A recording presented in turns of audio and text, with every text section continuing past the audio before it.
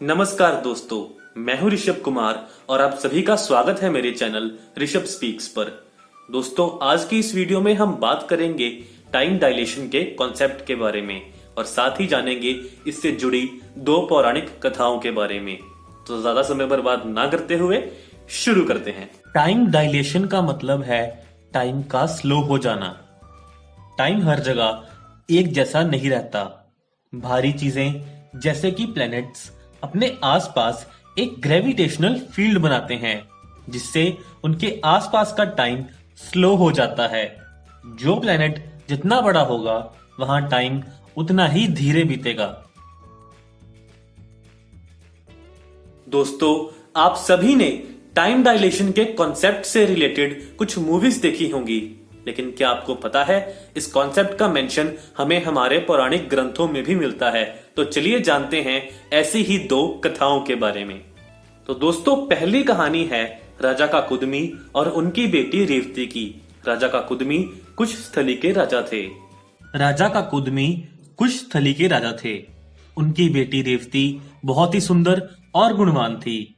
जब रेवती बड़ी हुई तो राजा ने उसकी शादी करने की सोची और उसके लिए एक अच्छा वर ढूंढने लगे।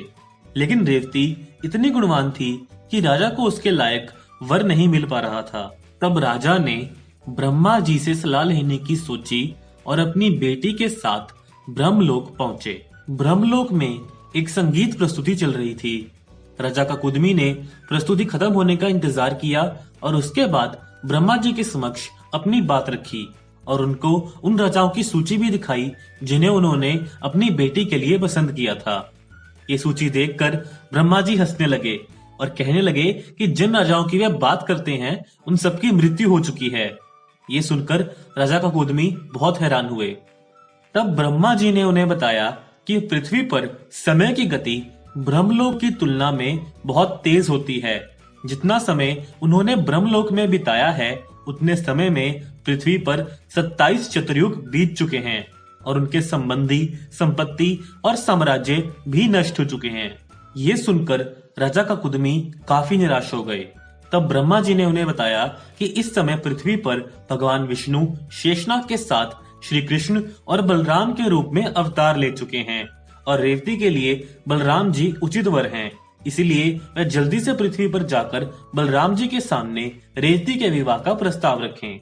ये सुनकर राजा काकुदमी ने पृथ्वी पर प्रस्थान किया और बलराम जी को ढूंढकर रेवती से विवाह का प्रस्ताव रखा, जिसे बलराम जी ने स्वीकार किया और रेवती से विधि पूर्वक विवाह किया। दूसरी कहानी है राजा मुचकुंद की।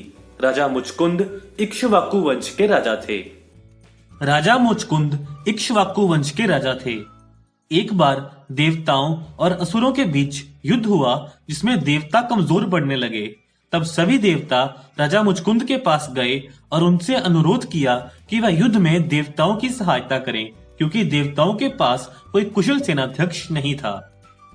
राजा मुचकुंद ने उनका अनुरोध स्वीकार किया और इंद्रलोक जाकर युद्ध में देवताओं का नेतृत्व किया।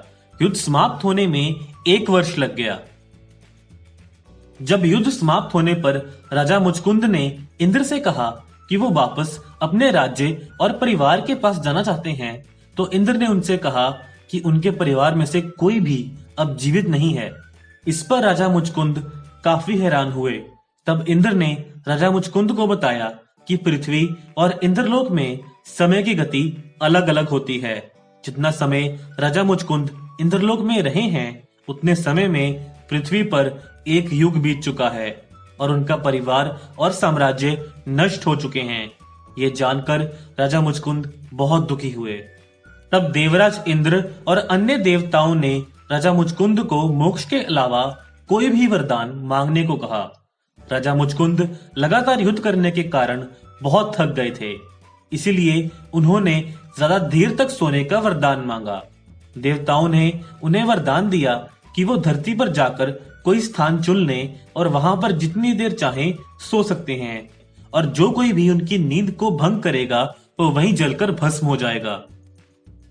इसके बाद राजा मुचकुंद ने धरती पर जाकर एक गुफा को चुना और उस गुफा में जाकर निद्रा में लीन हो गए।